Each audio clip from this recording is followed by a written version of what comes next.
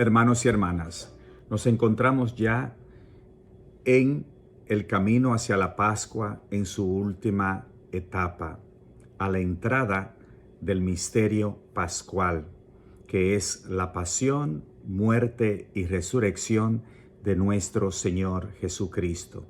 Y lo vamos a conmemorar de una manera muy especial en esta Semana Santa, esta semana en la cual reflexionamos, meditamos y sobre todo contemplamos ese misterio que es la pasión, muerte y resurrección de nuestro Señor Jesucristo.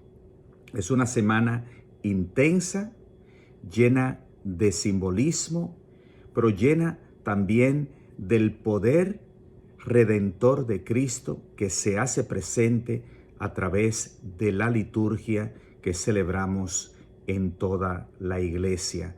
Por eso debe ser una semana muy especial, y lo es para todos nosotros los católicos de todo el mundo.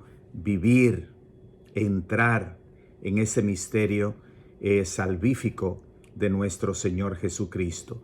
Por un lado, no es una semana de luto o de lamento, aunque se vive de alguna manera esa intensidad de la pasión, de la muerte, de la humillación de nuestro Señor Jesucristo. Pero también está la esperanza de que aquel que va a ser entregado, aquel que va a morir en una cruz, va a resucitar. Esa es nuestra esperanza. Eso es lo que anhelamos. Por eso pasar con Cristo de la muerte a la resurrección. Por eso este cántico tan hermoso que cantamos muchas veces este Domingo de Ramos o el Viernes Santo: victoria, tú reinarás, oh cruz, tú nos salvarás. El Verbo en ti clavado, muriendo, nos rescató.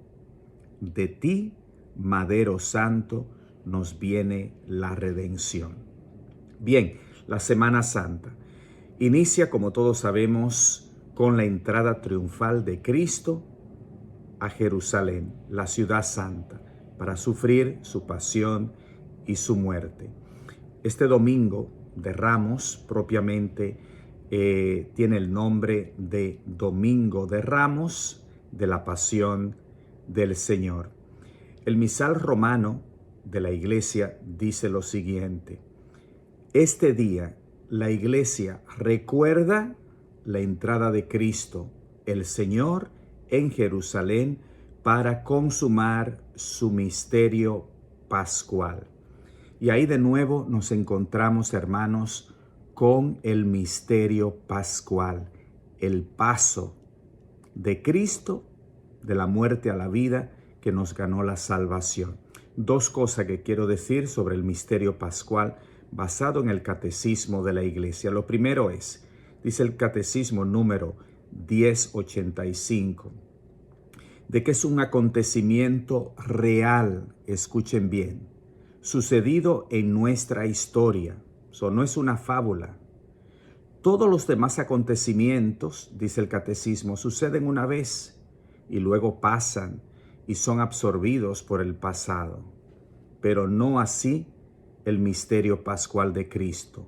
Por el contrario, dice el catecismo, no puede permanecer solamente en el pasado, pues por su muerte Cristo destruyó a la muerte, y todo lo que Cristo es y todo lo que hizo y padeció por los hombres participa de la eternidad divina y domina así todos los tiempos, y en ellos se mantiene permanentemente presente. El acontecimiento de la cruz y de la resurrección permanece y atrae a todo hacia la vida. Por eso, como hemos dicho antes, en la liturgia, queridos hermanos, no simplemente recordamos un pasado lejano, sino que hacemos presente este misterio de la cruz, del Calvario y de la resurrección de Cristo. Dios realiza hoy de nuevo el amor salvífico de Cristo. Es un misterio que nos salva, que me redime en tiempo real. Hoy es el día de la salvación, dirá San Pablo. Pensemos en el misterio de la confesión, en el sacramento de la confesión. Cristo me perdona realmente hoy. ¿Por qué? Porque Cristo murió y resucitó. Si Cristo no murió y resucitó, los sacramentos fueran meramente símbolos, no hicieran presente la vida salvífica de Jesús. Por eso, hablando de la confesión, espero que tú hayas recibido ya ese sacramento en preparación a esta semana o durante esta Semana Santa para vivir verdaderamente y recibir las gracias del misterio pascual.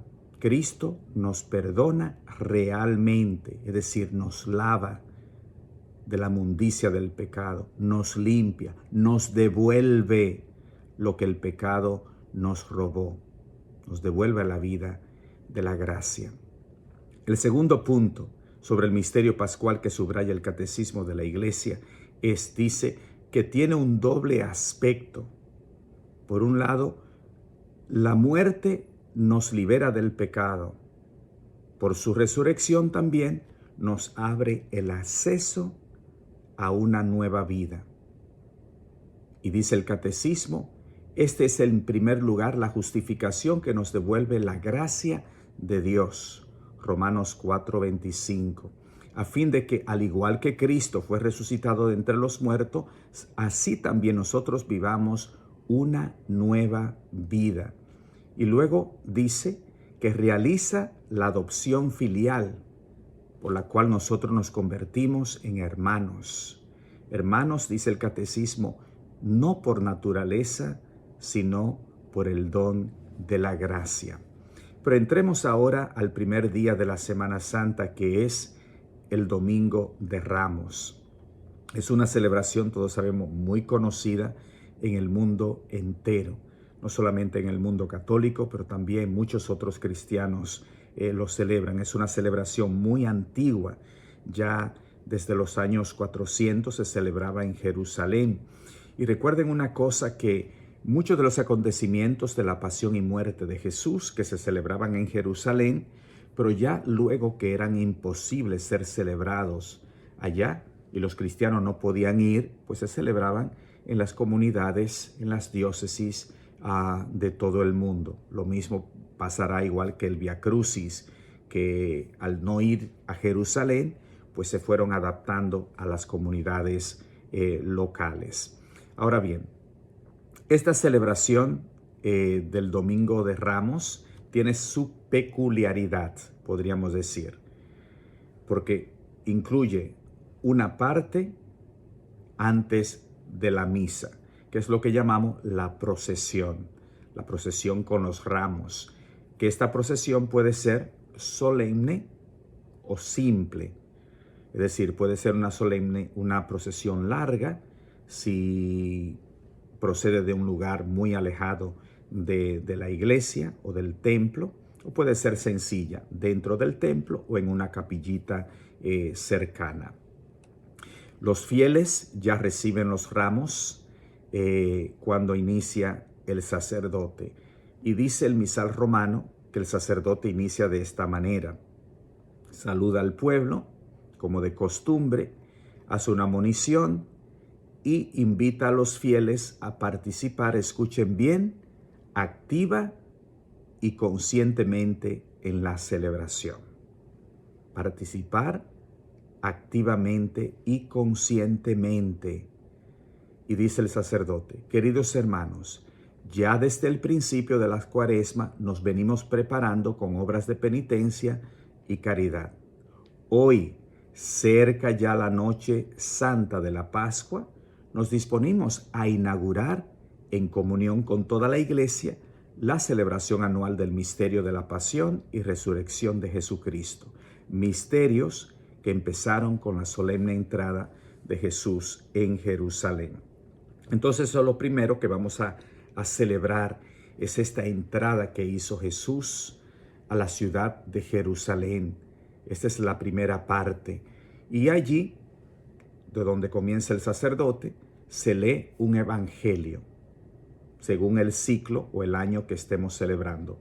En este año, pues, se lee el evangelio de San Lucas, capítulo 19, del 28 al 40. Y nos dice el evangelio: Jesús, acompañado de sus discípulos, iba camino de Jerusalén, y al acercarse a Betfagé y a Betania, junto al monte llamado de los Olivos, envió a 2 de sus discípulos. Entonces, quienes han estado en Jerusalén verán que la ciudad se alcanza a ver, las murallas, y está el monte de los Olivos muy cercano. Desde allí Jesús envía a 2 de los discípulos con unas instrucciones de que desaten un burrito, dice el evangelio, que nadie había montado todavía, y que se lo trajeran a él. Y que si le preguntaban por qué lo desatan, Jesús le dice: díganle que el Señor lo necesita. Bueno, pues Jesús va a entrar montado en este burrito, y cuando Jesús entra a la ciudad de Jerusalén, ahí es cuando el pueblo, lleno de júbilo, lo reciben como un rey, cantando: Hosana, viva el rey de Israel, el rey David que esperábamos. Y es ahí, en ese momento, que le van tendiendo como si fuera un rey los ramos al paso, o las mantas que tenía la gente. Entonces, por eso también nosotros tratamos de imitar ese recorrido, esa procesión, esa entrada triunfal de Jesús a Jerusalén, triunfal pero humilde, porque entra como un rey montado en un burrito. Entonces, por eso lo hacemos cantando, con canto de alegrías, batiendo las palmas. Entonces, ahí ya se va dando, hermanos, esta paradoja en esta liturgia. Por un lado está el canto, la alegría, pero que luego se va consumiendo a la medida que vamos escuchando la pasión, la entrega, la muerte de Jesús. Quiero decir algo sobre las palmas, ¿ok? Que todos vamos a recibir y que el sacerdote va a bendecir. Las palmas era algo que usaban muchas de las culturas antiguas. Por ejemplo, la cultura grecorromana era un símbolo de triunfo y de victoria. También para la religión egipcia representaba la vida eterna, y se usaba en las procesiones funerales. Ahora bien, el libro del Apocalipsis, este es el símbolo cristiano.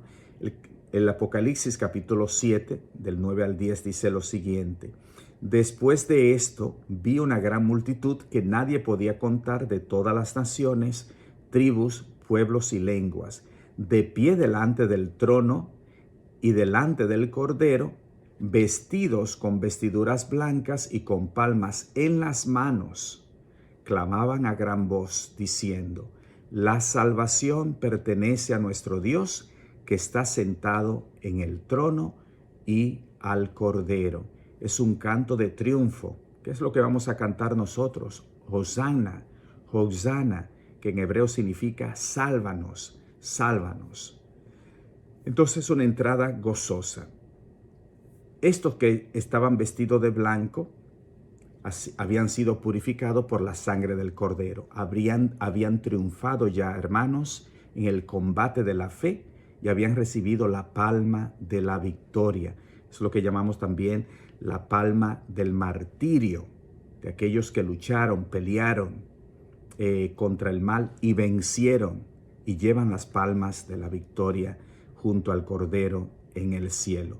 Por lo tanto, la palma no es un amuleto, ¿ok?, para la buena suerte, sino ese símbolo de victoria, de haber perseverado en la fe en este camino. Luego de esta procesión, entonces comienza la misa ya en el templo e inicia no con la señal de la cruz, no se recita el Señor ten piedad, no hay entrada más que la oración colecta. Y luego pasamos inmediatamente a las lecturas. Y hay 3 lecturas. Primero del profeta Isaías, que es la del siervo sufriente, Isaías 50, que evoca ya la pasión. Dice esa lectura: ofrecí la espalda a los que me golpeaban, la mejilla a los que me tiraban de la barba. No aparté mi rostro de los insultos y salivazos. Entonces aquí vemos un acto voluntario del siervo sufriente, de entrega humilde a nuestro favor. El Salmo 21, Dios mío, ¿por qué me has abandonado? Y luego la segunda lectura está tomada de la carta de San Pablo a los Filipenses, capítulo 2, que es lo que se conoce el himno de la kenosis, es decir, el vaciarse. Dios se anonada, se vacía de su gloria, de su grandeza, y se hace un siervo sufriente. Dice esa lectura: Cristo, siendo Dios, no consideró que debía aferrarse a las prerrogativas de su condición divina, sino al contrario, se anonadó a sí mismo, tomando la condición de esclavo. Se humilló a sí mismo y por obediencia aceptó incluso la muerte, y una muerte de cruz. Es decir, la peor muerte, la que le correspondía a los malhechores. Por eso Jesús es crucificado entre 2 ladrones. Eso hizo Cristo por nosotros. Se humilló, incluyendo la muerte de cruz, para manifestarnos su amor, su perdón a cada uno de nosotros.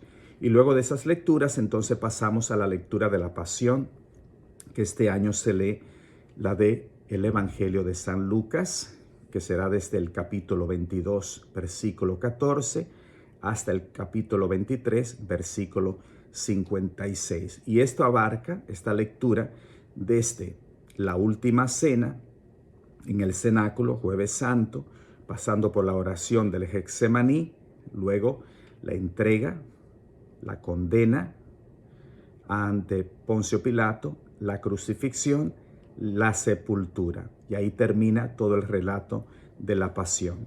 Dicen los últimos versos de esa lectura: era el día de la Pascua y ya iba a empezar el sábado, es decir, viernes en la tarde. Las mujeres que habían seguido a Jesús desde Galilea acompañaron a José para ver el sepulcro y cómo colocaban el cuerpo. ¿Para qué? Para regresar después del sábado. Al regresar a su casa prepararon perfumes y ungüentos, y el sábado guardaron reposo conforme al mandamiento. Entonces, hermanos, esta liturgia del Domingo de Ramos inicia con el gozo de recibir a Jesús que viene a Jerusalén. Está el triunfo, la victoria, pero terminará en esta penumbra. Cristo que muere y es sepultado. Y esto lo vamos a vivir intensamente ya en el Santo Triduo Pascual.